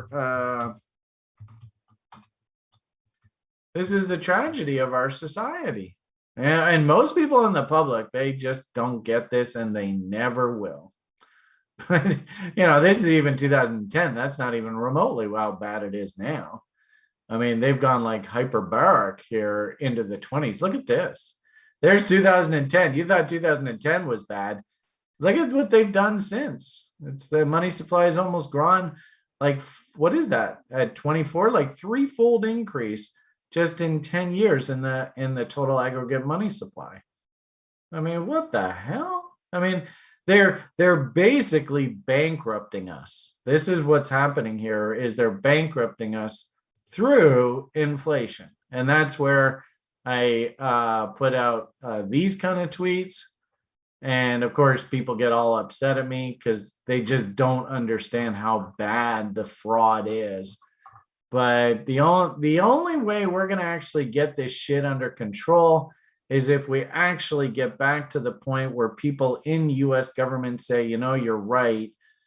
Mr. Friedman knew that, and he warned us that when you have governments, I mean, I think the US budget deficit right now is something like $1.7 trillion a year. What? I mean, first off, you can't even imagine $1.7 trillion. And then secondly, who's giving these people this permission to do this? I mean, that's the worst part about this. Somebody had to have given these politicians the permission to spend $1.7 trillion every year that they do not have. And Mr. Friedman would say, that's a tax. And the way that the tax is being reflected is through price inflation. The irony of it all is, you guys all love your expensive Bitcoin, but just try to understand that, Bitcoin, when I first started in this space, was $100, $200 a coin. Why would Bitcoin go to 19,000? Is it because Bitcoin is so awesome? Or is it because the things that they're pricing this Bitcoin are worthless? Well, it's the latter. It's not the former. So, I mean, how tragic, eh? Fucking assholes. So that's why I use the M2 money supplies to, the equation. It's to try and help you understand the actual value of the currency that you have in your pocket, which is relatively worthless. And it makes you kind of laugh that the woke people are bitching and complaining that energy prices are high right now when they're not. Actually, energy prices are actually very cheap. It's our democratically elected politicians who are directly influenced by the banking class who have sabotaged us. It's just as simple as that. And anytime a democratically elected politician tries to go to Washington and say, hey, you know what, let's break this model and let's do something different, they end up either getting assassinated or getting damn close to being assassinated. And then all of a sudden, after the attempted assassination, all of a sudden their story completely reverses course at 180 degrees. And that's the tragedy of this human existence that we're living in. So it's very difficult to keep PMA. And, unfortunately, a lot of people in the public, they don't want to hear this message. So it's also an uphill battle to just try and convey what Mr. Friedman was trying to explain to us. Look at it. He's got no hair on the top of his head. Why? Because he was pulling out his fucking hair trying to explain this to people and nobody would listen. And the only time when they would listen is after you get this huge wave of government spending and, ridiculous deficits, which of course create massive hyperinflation. And then all of the people in his audience after the fact go, oh, I guess maybe you're right, sir. Maybe we do have a bit of a problem, right? But they only do it after the fact, which is the thing that really drives you crazy about this human species. I don't know. Okay, so the very simple answer is trade with your regular currency unit price quotes and your patterns and your formations, and use the M2 data to just try and understand what's going on with the value of money itself and why are these prices the way that they are. I hope that helped. I don't know whether it did or not. Okay, Wolf 31, level 3. Can you explain interest rate and Jupiter-Saturn cross cycle? Interest cycle is 75 to 80 years. Jupiter-Saturn cycle is 20 years. How is that connected? And it's sort of like, do I understand the secrets of the universe? No. All I'm going to say is, damn, you see this so often. I believe that it's generational. So it's not so much that the Jupiter-Saturn cross is what marks it. It's that the typical human lifespan is about 80 years. And, what I've sort of learned, and Ray Dalio, he talks about this a lot in his videos, is that usually what you should expect is what happened in history. How do you say this? Long ago enough that there weren't any humans alive at that point. So, what's interesting now, of course, is that the people that fought the Second World War, we are in that same part of the cycle now, or about 80 years ago. So, if anything, this is the kind of thing that I'll want to do like a follow-up maybe tomorrow in the Daily Brief. So Wolf, if you're watching, tune in tomorrow as well. And I'll try and give you a little bit more information. I can't really do it on the fly here. But what I find fascinating is when I go and look at the historical data, I think, and I've shown you guys this before, is that I think like generationally, we are, where the hell is it? Yeah, I think it's this one. I think we are in exactly the same spot Nope, it's not this one. Exactly the same spot that we were in with the greatest generation. Maybe it's this one. Let's see. Yeah. So I think it's 80 years.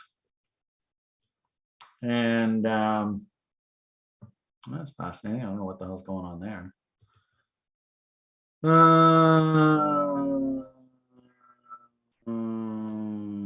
What have they done?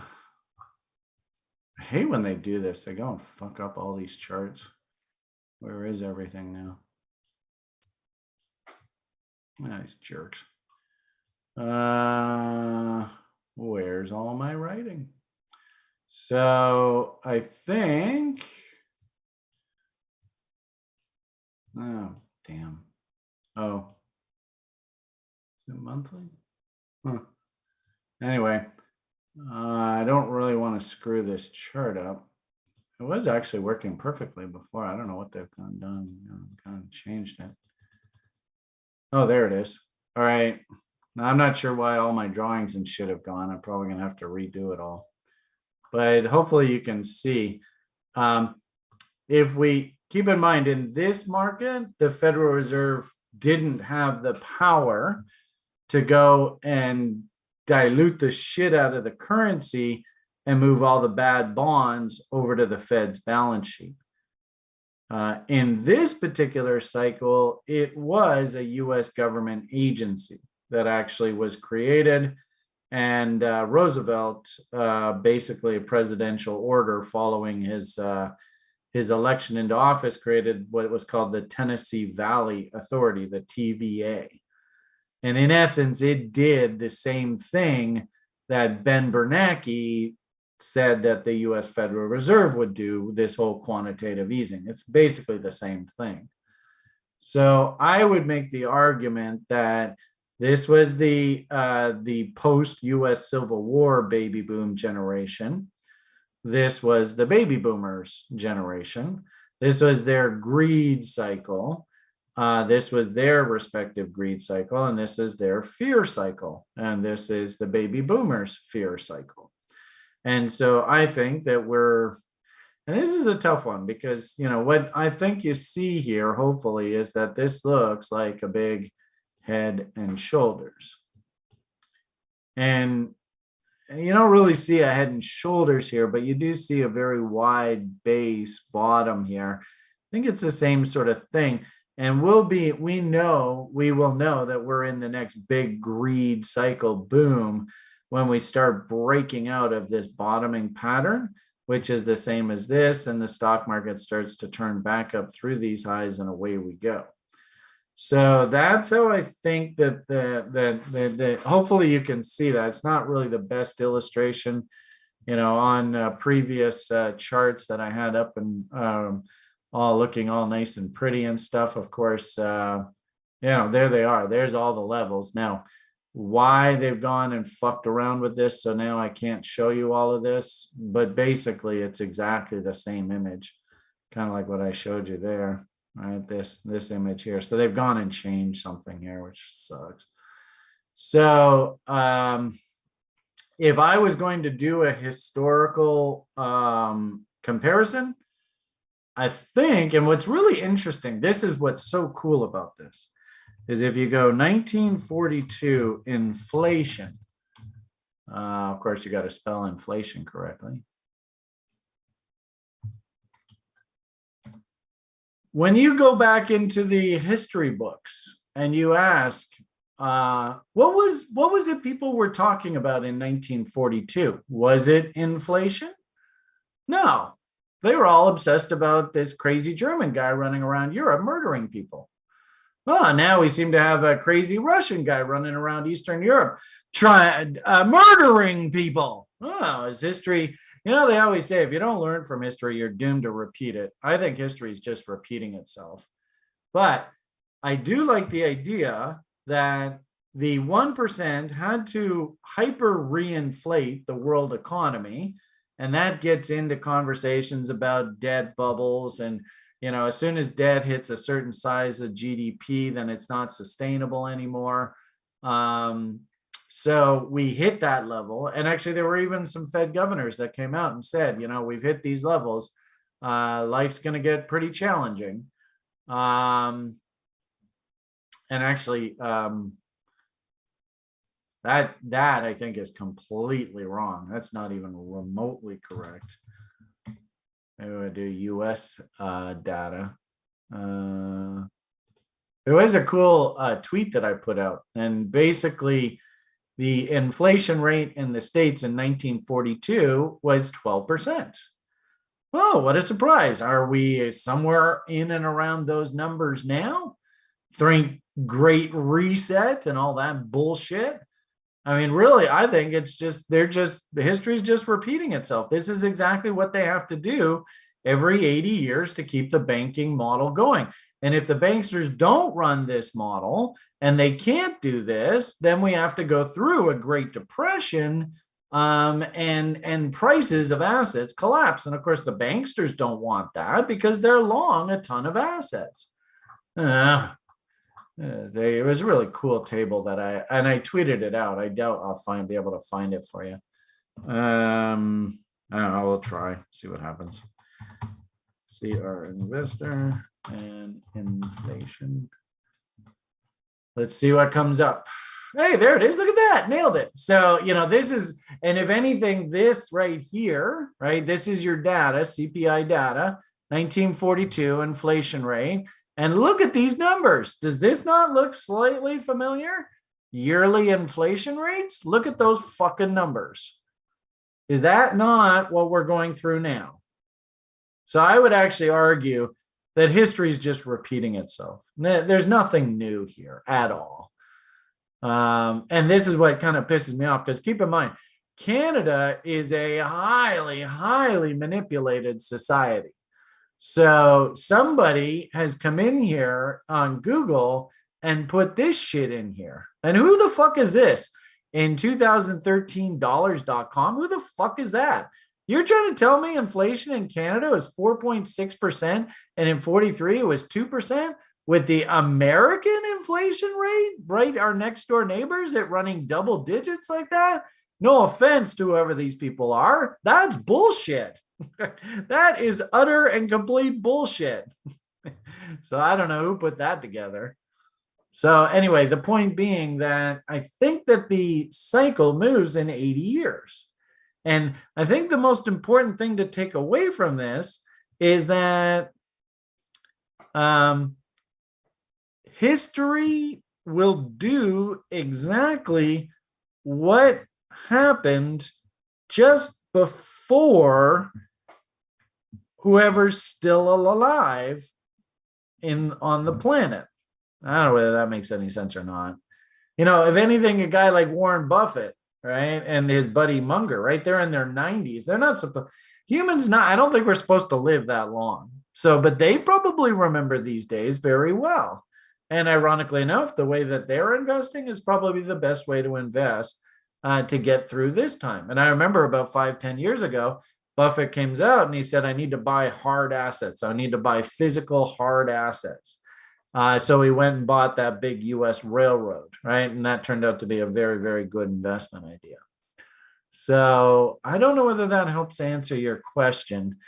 Is it because of Jupiter-Saturn cross? No, I don't think so. But Jupiter-Saturn cross, you can set your watch to it. It happens once every 20 years.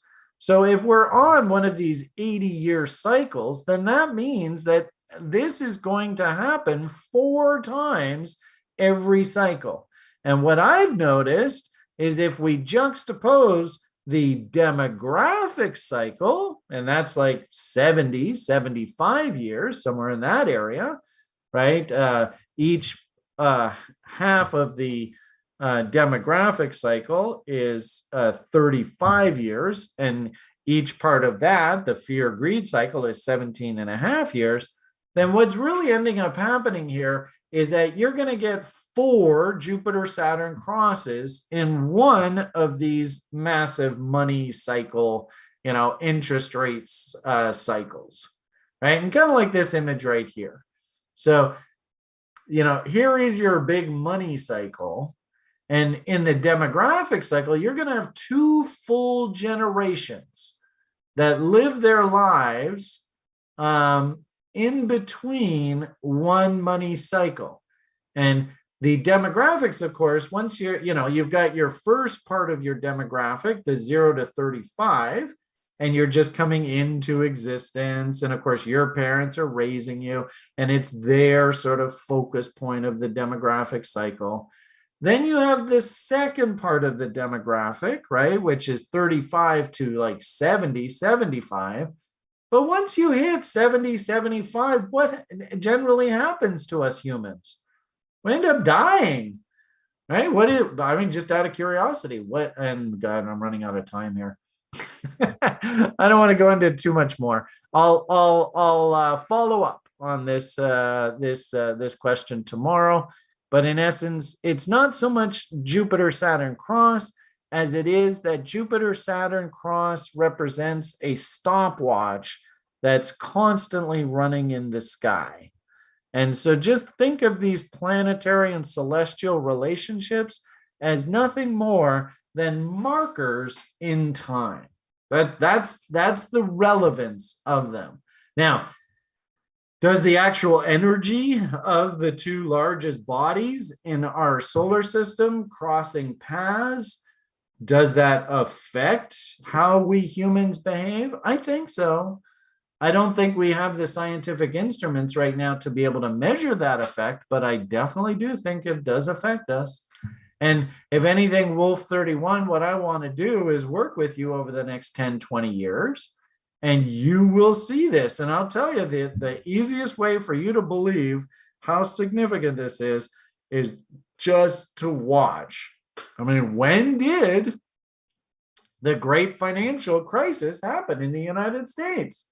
GFC, right? All that bullshit. Well, it happened when Jupiter and Saturn were in opposition. Yeah, what a surprise. And then, of course, this fucking insanity of what we just went through. That was a cross. And then the previous cross to that was the dot-com boom peak. Now, was the dot-com boom peak the same as this? No. The dot-com boom peak, that was a greed cycle peak. The economy and the baby boomers, that was the prevalent demographic. They were in their peak earnings years. So that was the end of a very long growth cycle. This, interestingly enough, was the very end of a very long fear cycle, a very long regression cycle. And you tell me, I mean, the easiest way to understand this fear-greed cycle is, what are people thinking out in the world right now? Are they relatively happy-go-lucky? Were you alive in 2000? I was. I mean, I fucked my wife and we had a baby, right? There was a huge baby boom there. Everybody was pretty damn happy to be alive. Ironically enough, through this fear cycle apex, everybody's locked in their cupboards. And of course, sickness and all that crap. And, is it made up or not? I don't know. We won't open up that can of worms. But the point here is everybody's fucking because they're all scared shitless. So it's ironic that you have these baby boom shifts at the very peak of the greed cycle. Everybody's happy-go-lucky, fucking like rabbits. And then everybody's scared shitless and locked in their cages and fucking like rabbits. I mean, it's ironic. I mean, the 1942 similarity, right? Was that's where the baby boomer generation started, right? Was the whole idea that people were locked in their cages when the crazy German was running around murdering everybody. And they fucked like rabbits. So I think that there is a lot of sort of tells of human behavior around these cycles, but I don't think it's I mean, I think there definitely is something with regard to the energy of the planets and when they cross, especially the 2 biggest bodies in our solar system.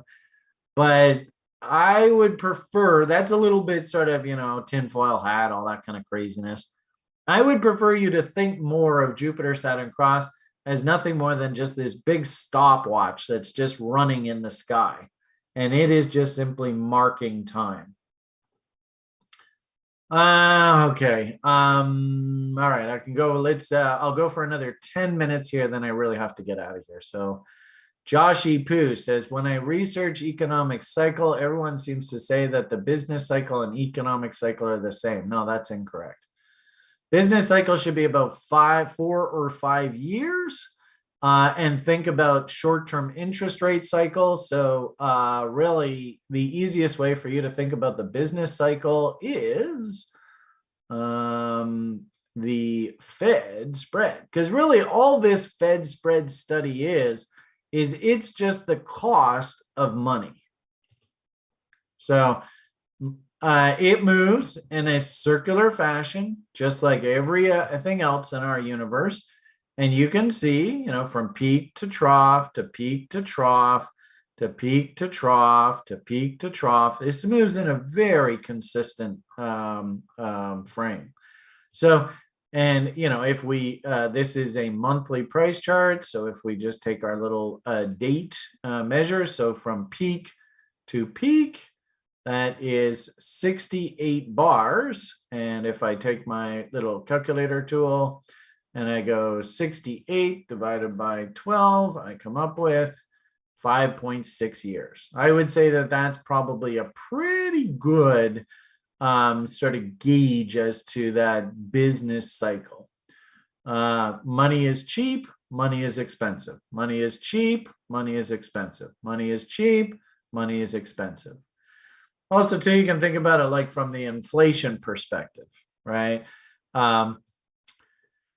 Nobody's borrowing money, so interest rates are low. There's not a lot of economic push, right? You can also tie in stockcharts.com and our economic cycle. So that's this image. That should be about 4 or 5 years. And, interest rates falling, rising, falling, just back and forth, back and forth. The economic cycle, that's like every 10 years. And that's where, Josh, you've heard me talk about, when do recessions usually happen? And recessions usually happen in years, you've heard this before, 8s, 9s, 0s, 1s, and 2s.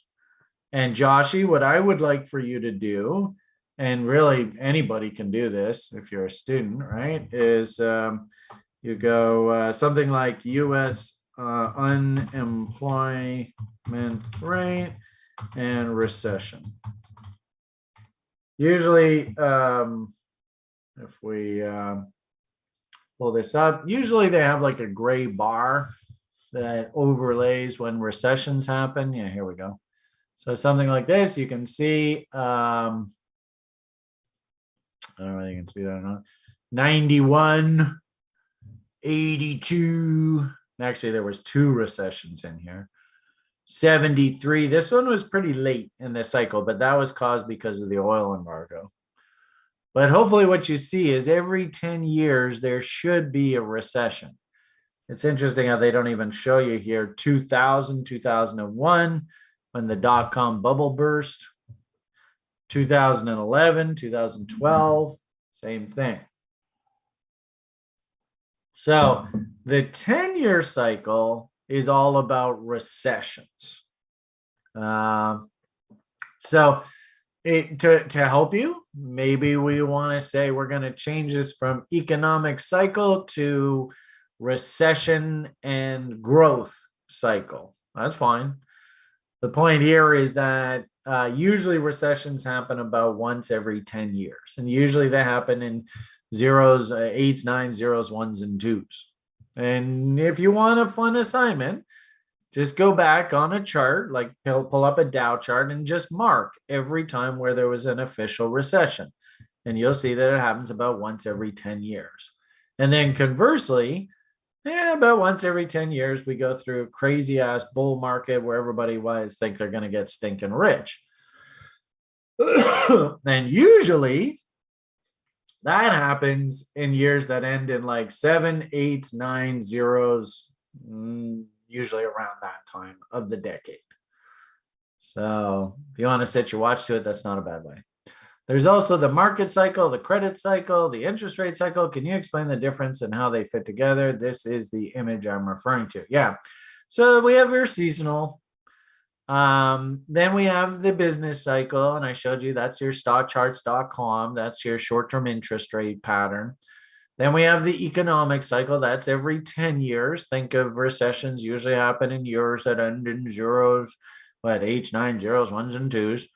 And usually, and do yourself a favor, Joshy, and just go on a chart and plot all the numbers. You'll see stock market usually peaks near the latter part of the decade, and it usually troughs around the first part of the decade. And we do it decade after decade after decade. Demographics, of course, you know that. And then the big money cycle. And this one is so big that most people in the public, they can't see it. It's just too big for them to see.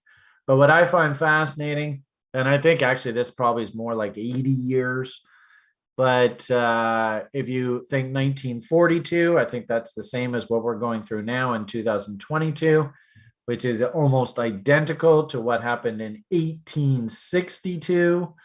If you were all alive there, you'll remember there was this guy, Abe Lincoln, running around telling the banksters to go fuck themselves. And the banksters literally tried to rip the United States of America apart. How about let's go 80 years before that, 1782. Did anything happen around, I'll give you a hint, 1776? Does that sound at all familiar to you? Think of things like Benjamin Franklin and his grievance with the Bank of England and the Stamp Act. Same thing. It's identical scenario. And what's interesting about that is that after the U.S. Revolted and told the Brits to go fuck themselves, there was a serious push in the United States of America to not let the banksters take over. And it basically is the story of the United States of America. What's really sad is that they did take over in 1913, the creation of the U.S. Federal Reserve Act. And at that point, basically, we're been subjugated back into this bankster slavery world, which is so sad. So I think that you can clearly see if you go and do your history, you can actually see if you mark on a price chart every single one of these cycles, I think, very well. And if you want, we can have a meeting one day and we can sit and plot all the data points out on a Dow chart, because the Dow chart has over 100 years of data, so you can actually see all of these really, really well. All right, I got 3 minutes left. Maybe we'll sneak in one more. So number 4, hey, Brian, I'd really like to hear your opinion about ICT concept. ICT, that's, there was a guy that, I think I know who you're talking about. I think his name is the Inner Circle Trader or something like that, right? I remember when I was at the prop firm, I think it's this guy, and I think he's like pretty popular, right? I think he does pretty well. 5,000 views on that one. Woo, there's a big one. 80,000 views, 67. So sounds to me like people like him. I remember when I was at the prop firm, that Top Step, I remember guys there used to like him. Ironically enough, hopefully what you see through your education is there's not really that many different ways to describe the tools that we use. I've been using fibs forever. And actually one of the guys that I used to really like trading with at that prop firm, Brandon, he's affectionately Mr. Mountain Man. That's how you'd know him. The guy literally used to just trade blindly 61.8s. I mean, it was just his bread and butter. That's why, we call that level his. I think that this gentleman also uses, things like those fibs, and he has certain concepts and stuff that he used. And they're a lot similar. I mean, there's only so many different ways that you can describe a fib. And where, trying to buy against bottom ends of ranges, trying to think like an institution. Institutions buy down markets. I think he had his own sort of way of describing his concepts. And I did see there was a lot of overlap. I mean, like I said, there's only so many ways you can describe this shit. There were a few things that this gentleman did that kind of shocked me. And when I saw him do those things, and this is like 10 years ago, so maybe he's grown up now, maybe he's a little bit more mature, I don't know. But he did a few things that really bothered me immensely. And like when I first came into Bitcoin, there was this guy, Flibber or Flip. I can't remember what his name was, Flipper or Flapper or something like that. And it was the same sort of thing. When I first came into the Bitcoin space, there was probably about a dozen of us that were working away on TradingView together, and we were all going to create this company, and I was going to be sort of Coach Brian. And this one of these guys, his name was Flipper or Flapper or something like that, and he did three things in a row, and I give everybody the 3 strikes rule. So everybody gets the benefit of the doubt, but if you 3 strikes, you're out. And this guy did 3 things in a row that irked me. And then after that, it was like, I don't want to do any more business with you. I don't want to talk to you. I don't want you in my life. And, I got to hand it to Julian. Julian was and has been, the entire time that I've known him, Julian has been trustworthy. Never for a moment have I ever had to think twice about trusting Julian's word. And that to me is huge. I have to be able to trust you. If I can't trust you, I don't even want to talk to you. So this ICT person, he was sort of like that in that he did some very over-the-top behavior. And I was like, I don't want to be associated with this person. So that was back in like 2013, 2014, somewhere in there. And so it's interesting because in the trading plan that I actually have the level 3ers review, we have a module in our level 3 program, the Pro Traders Workbench, where I show you what my workbench looked like when I was a prop trader. And there were even a couple references to the kind of concepts that he used to talk about because they were very, very popular at the prop firm. And it's not really like I don't teach them and I don't talk about them. In fact, every single term, people are like, what's this term? What's that term? And I go, oh, well, that was it. I mean, literally, I just show students what was my trading plan. And if anything, it's good that you see that because number one, trading plans change over time. But that was my plan. And everything that students see in that plan, that's exactly what I was expected to do on a daily basis. But when I did start this adventure with Julian, the number one thing I thought about was I don't want to be accused of plagiarism. And I don't want people to think that any one particular idea in technical analysis land belongs to anybody in particular. So the very first thing I did was all of the concepts that I teach, I gave them my own unique names, my own unique references. I think Mr. ICT, I think he calls the 61.8 fib level to the 78.6 fib level his optimal trade entry. Well, okay, if that works for you, fine. I personally like the concept of reload zone. And when I teach people that, it's a reference to what I think institutions are doing at that particular place on the price chart. Does anybody have a copyright to 61.8 fib? No. It's, I mean, 61.8 fib is 61.8 fib. But it would be remiss of me to sit here and teach you my approach, but use other people's concepts. So Everything that I teach on the site and everything that I do, I give it my own unique names and my own unique references, and they're all to people and ideas and stuff that I've used throughout my 30-year career. So that's about as far as I know ICT. I've never really, in fact, we had one student, Oscar, who he did the education program with me, and then he went right on and did the ICT program. And I think he really liked the ICT program and the way he trades. Like, okay, fine. There's a million different ways to skin a cat, and all the power to you. I think there was also we had another gentleman who actually started up a cryptocurrency exchange. He also worked with this gentleman. So, I mean, if it works, I mean, the one thing about the market is it is so big, there's enough room for all of us. So I'm just going to simply say I didn't want to work with this gentleman. I didn't want to go down that direction because, as I said, he did a few things, and we can talk about it in DMs. We don't necessarily need to talk about it on public broadcasts, but he did a couple things that really bothered me immensely. And I was like, I want to, just steer clear of this gentleman.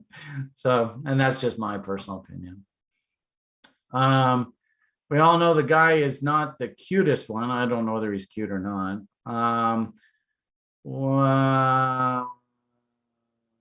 What do you think about the way he reads the market compare? I don't actually really listen or pay attention to what he's touting, so I wouldn't know. I'm sort of lost in my own world. I've got my own approach to the market, and once you get to a certain age, you kind of get set in your own ways. So I suppose we're all students of the market. There's probably stuff that I could learn from him. But like I said, I kind of left a bad taste in my mouth 10 years ago, and I haven't really even paid attention since. What do you think about the algorithm approach for market makers? I don't know if I really am familiar with that. So I couldn't really comment on it. So, all right, 20 past. Yeah, I got to get out of here. I think I'm going to leave it at that, guys. So, Chris, if you could take us on out of here, I appreciate it. I'll pick up this tomorrow morning. And it looks like we've got some references to my show co-hosts from the Wednesday show. And I got to say, Paul and Ben, they're awesome. And looks like we got a couple questions. If you can think of anything else later on this afternoon, I'll keep the document open, and we'll just pick up from exactly where we left off in the Broiler Chicken show tomorrow. Quick little update on Bitcoin before we leave. Sure looks to me like she's trying to double bottom. I wouldn't really call this a new big bull market until you actually see the market up through this level right up in here. So go slowly. I mean, for now, we're in a nice little trading range. They're probably going to pop it up against the top there. Looks like the bulls got the balls, so enjoy the move. I suppose on the lower time frames, that might be like a measured move, A, B, C, D. Interesting. I love to follow these sine waves.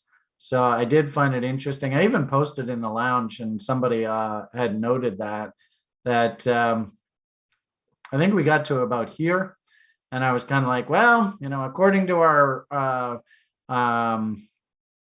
market symmetry study, we've probably run out of down. And then according to our sine wave study, we probably need to have an up move here. So sure enough, there it is. Once we get to, it looks like, I guess about 11 o'clock tonight, somewhere in that area, 10 o'clock, 11 o'clock. I would imagine whatever this up move push is probably going to exhaust itself. And then probably getting ready for the New York Open tomorrow morning. We have to expect some sort of pullback, getting ready for the regular session tomorrow in London, in New York and London. So probably, I don't know whether it's a good idea to chase this in here. It almost looks to me like AB, CD. We could work our way up into, it looks like about 19,666, which I guess would make sense. Who's driving the bus? Into our sine wave peak. which also aligns nicely with this because we could check out this, but oh God, I gotta shut up. I keep talking.